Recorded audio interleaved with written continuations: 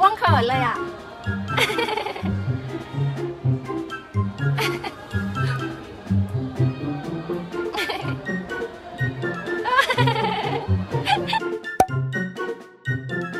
โดยบังเอิญนะคะ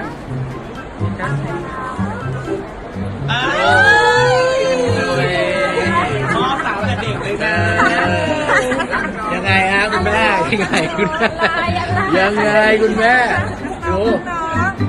อายุเธอไม่เบาเลยนะ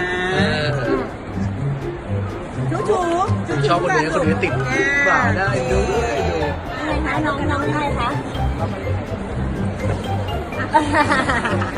น้องไม่ได้เรื่อง